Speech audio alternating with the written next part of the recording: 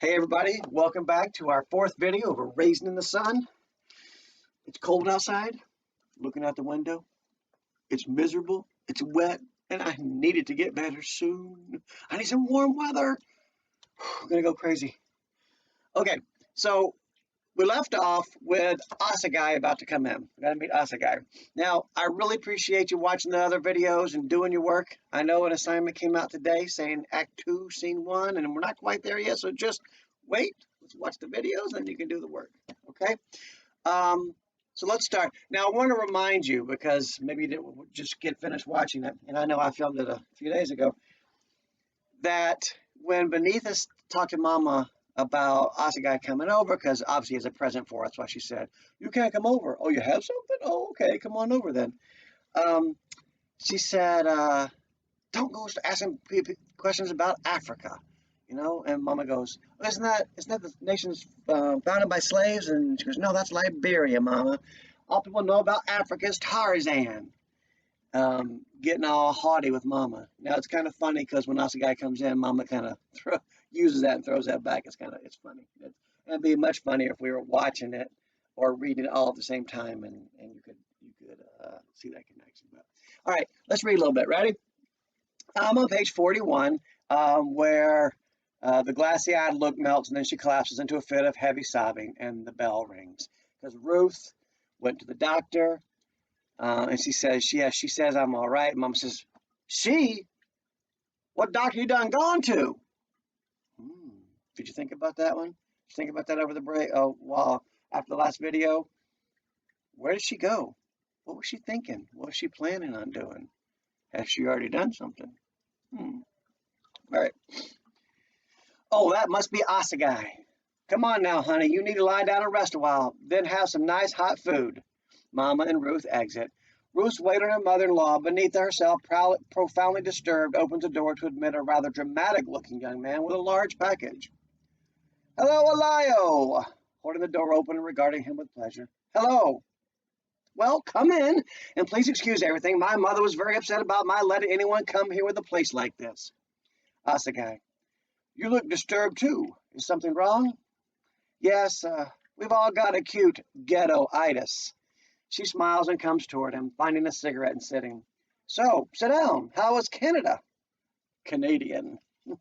"I'm very glad you are back." "Are you really?" "Yes, very." "Why, you were quite glad when I went away. What happened?" "You went away." "Ah. Before, you wanted to be so serious, before there was time." "How much time must there be before one knows what one feels?"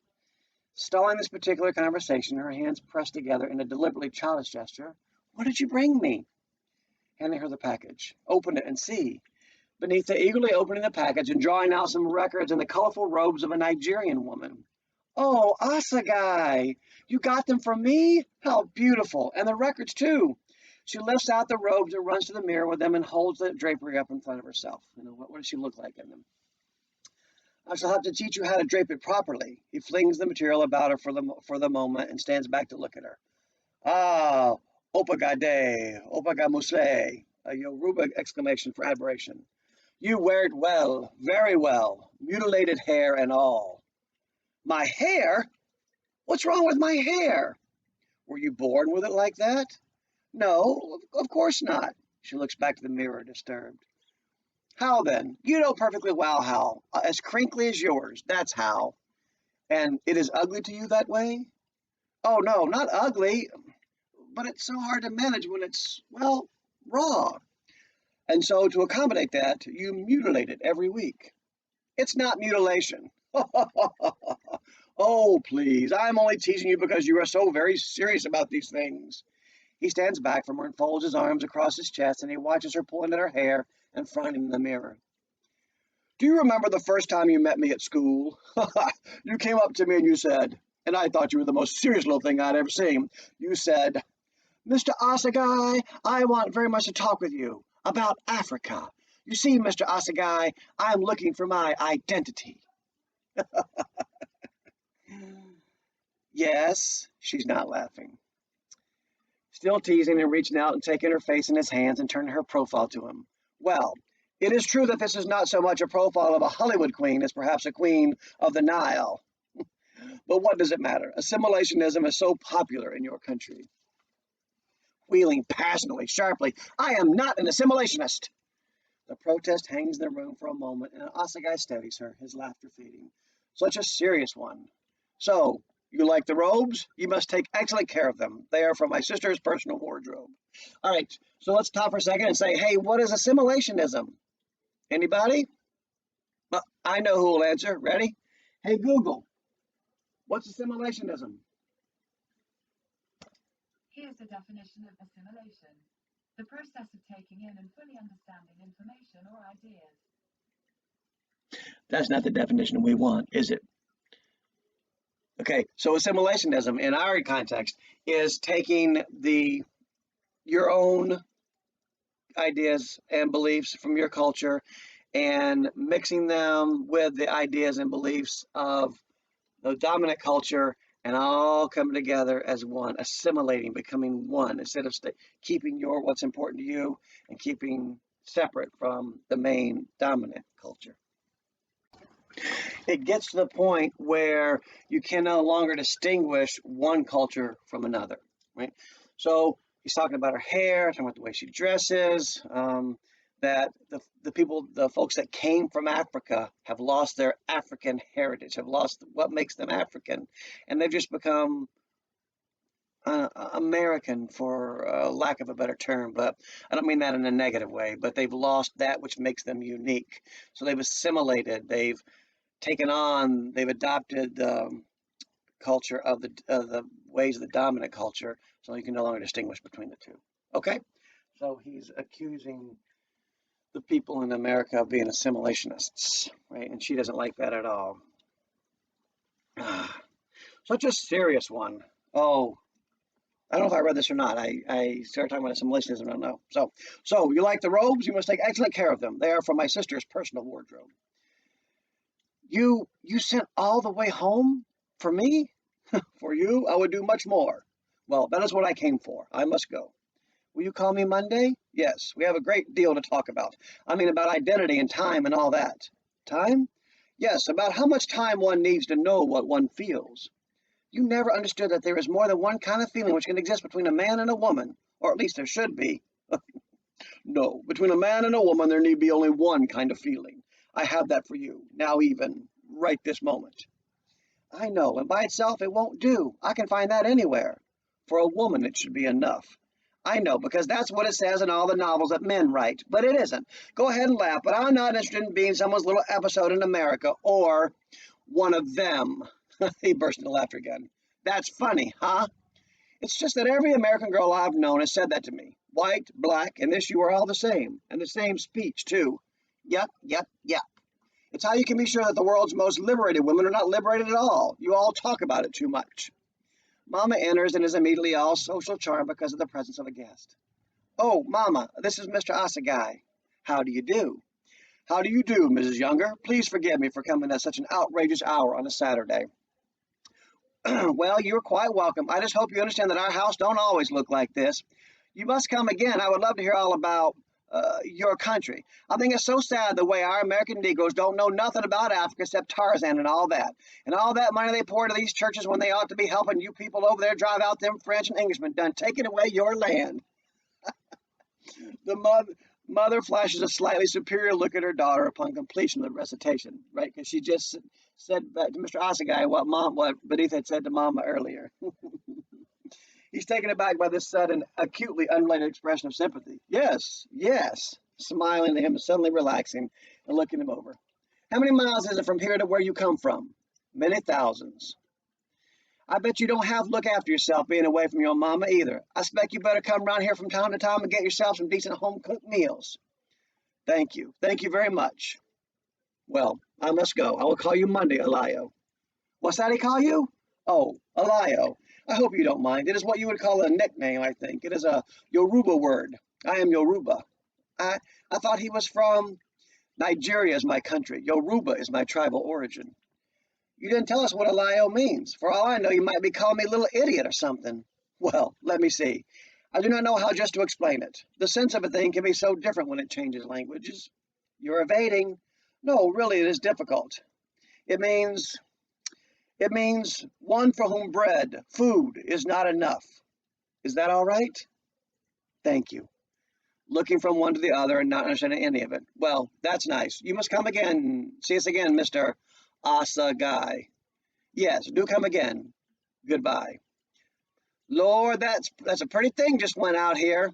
Yes, I guess I see why we're done convinced to get so interested in Africa around here.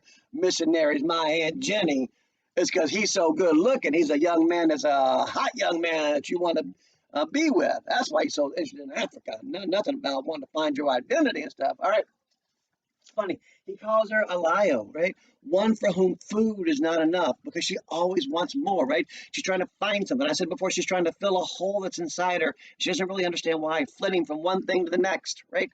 Um, it's a good name for her. One for whom food is not enough, right? Elio. Okay. Oh, Mama. She picks up the Nigerian dress and holds it up to her in front of the mirror again. She sets the headdress on haphazardly and then notices her hair again and clutches at it and then replaces the headdress and frowns at herself. Then she starts to wriggle in front of the mirror as she thinks a Nigerian woman might. Travis enters and regards her. You cracking up? Shut up. She pulls the headdress off and looks at herself in the mirror and clutches at her hair again and squinches her eyes as if trying to imagine something. Then suddenly she gets a raincoat and kerchief and hurriedly prepares for going out. She's resting now.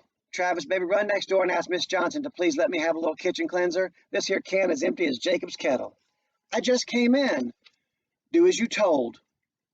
Where are you going? To become a queen of the Nile. She exits in a breathless blaze of glory. Ruth appears in the bedroom doorway. Who told you to get up?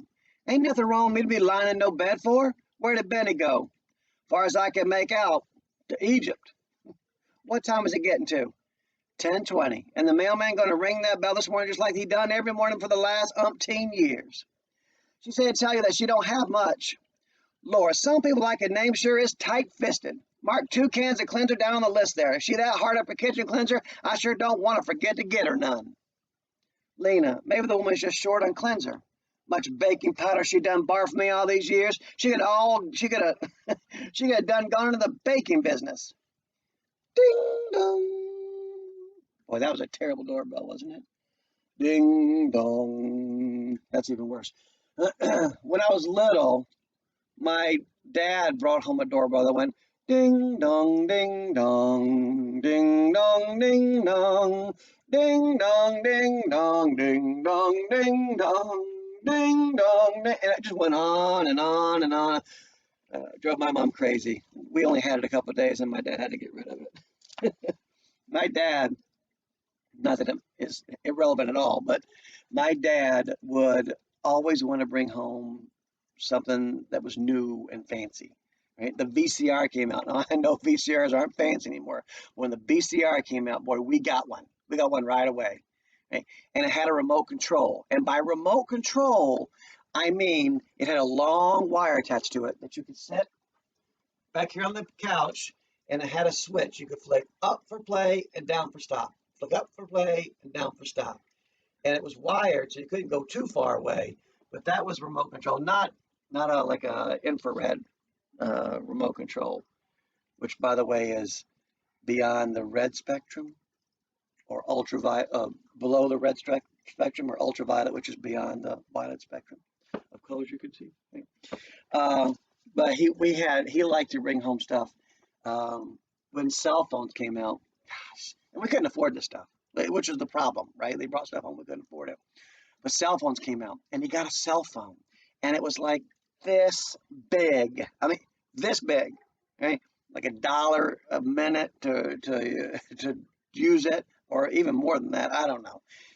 You could put it in the car, and it would plug into the cigarette lighter, and it was like this. Oh, such a far cry from what we have now. But my dad liked his gadgets. I guess that's why I like gadgets too. Maybe thinking about it. I don't often smile thinking about my folks, but that makes me smile. Okay.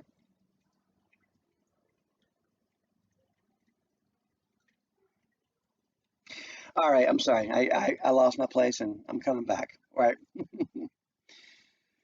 Ah, the bell sounds suddenly and sharply, and all three are stunned, serious, and silent, because that means the check is coming, right? Mid-speech, in spite of all the other conversations and distractions of the morning, this is what they have all been waiting for. Even Travis, who looks helplessly from his mother to his grandmother. Ruth is the first to come to life again. Get down them steps, boy, to Travis. Go get that mail. Travis snaps to life and flies out to get the mail. Mama, you mean it done really come? Oh, Miss Lena. Well, I don't know what we all so excited about around here for. We known it was coming for months. That's a whole lot different than having it come and being able to hold in your hands a piece of paper worth $10,000. Travis burst back into the room. He holds the envelope high above his head like a little dancer. His face is radiant and he is breathless.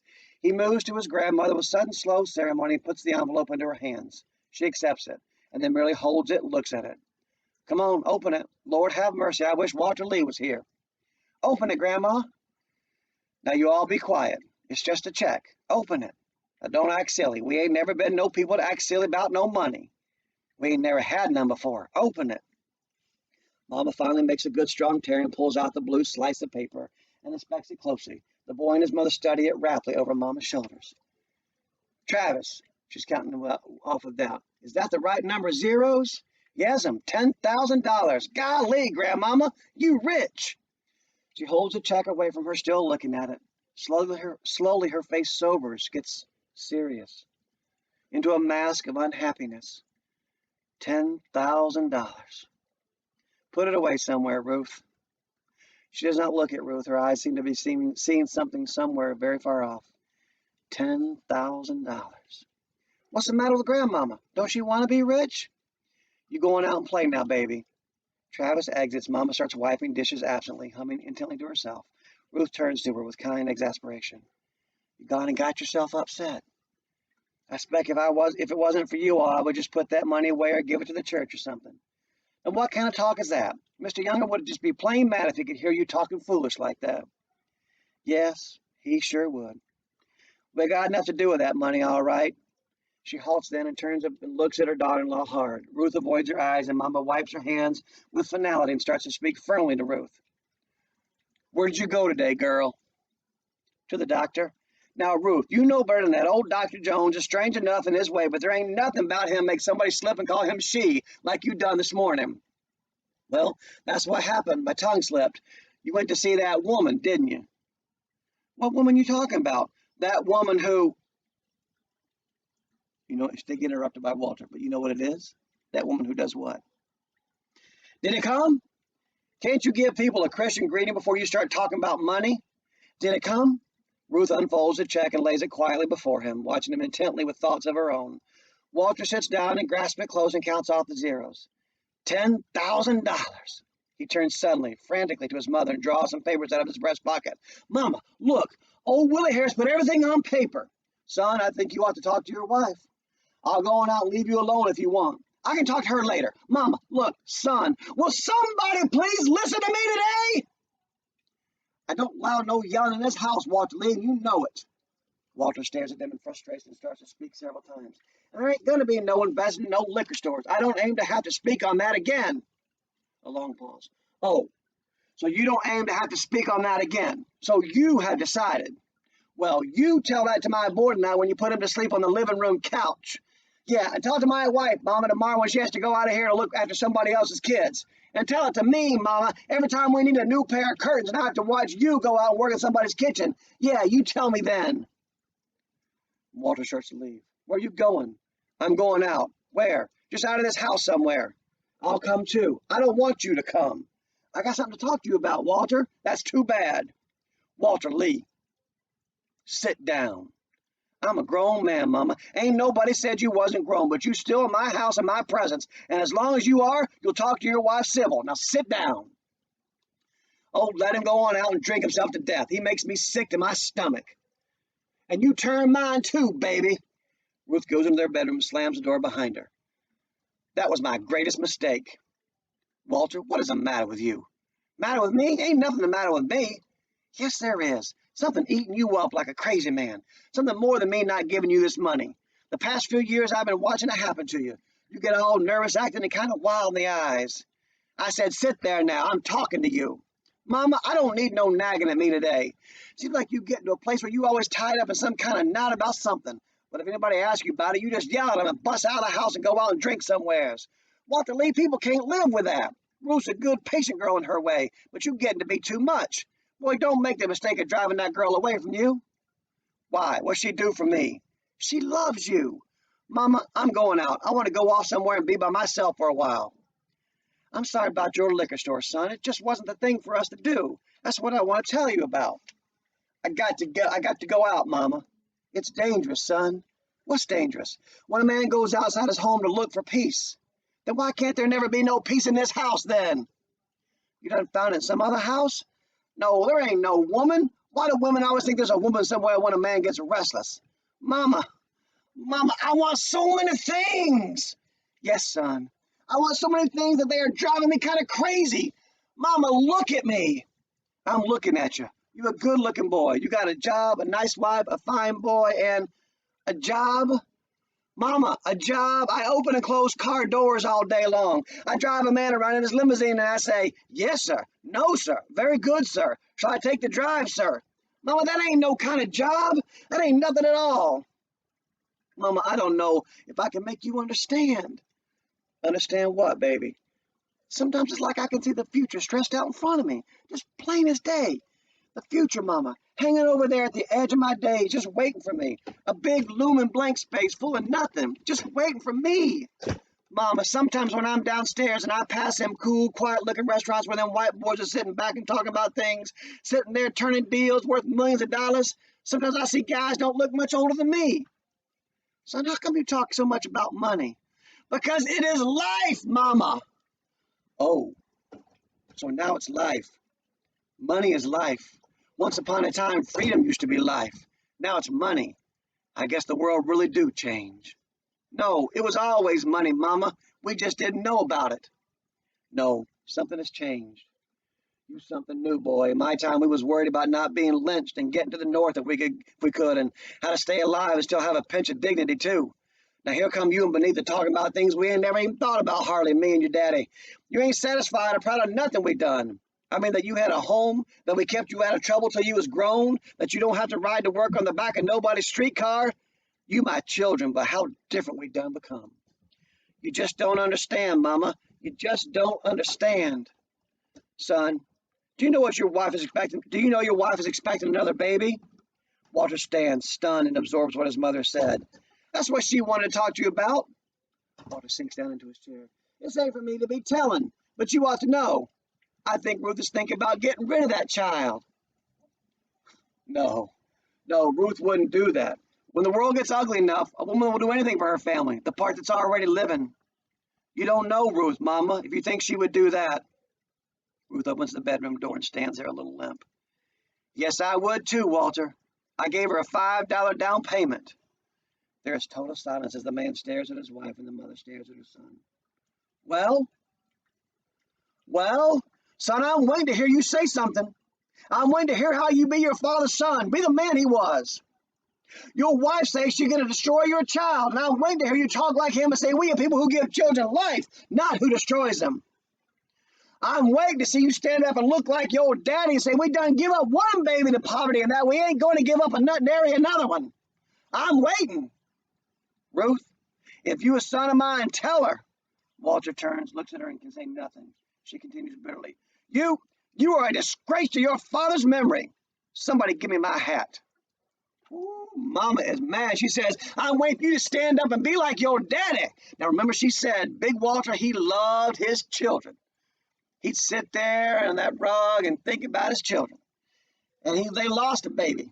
And it almost destroyed them both. He says, we ain't going to lose another one.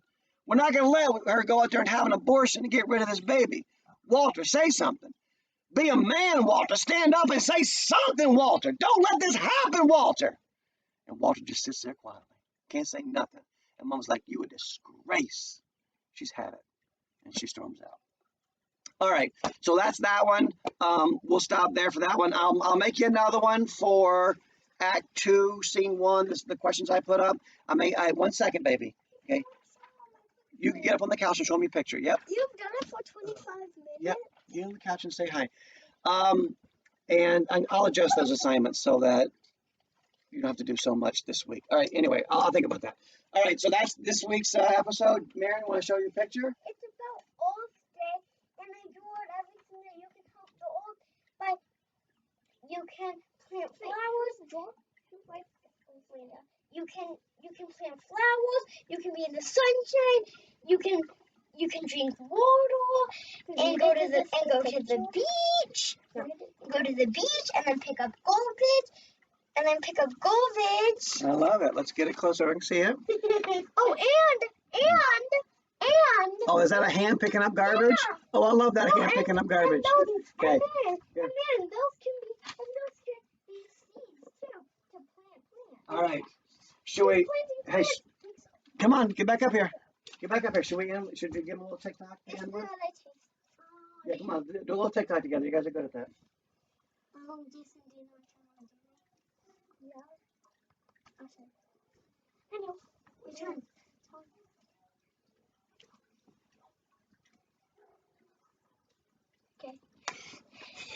3, 2, 1. I'll lift you up. Whenever you tell me I'm pretty, that's when hunger really hits me. You're the hook, piddle pat. I'll slip on a platter. Use your fingers so much, and suck your teeth. Is this Miranda? Yeah. Okay. All right, everybody. I love you. I'll put another one up for Act 2, Scene 1 soon. And stay happy, stay healthy, and hopefully I'll see you soon. Say bye. Bye.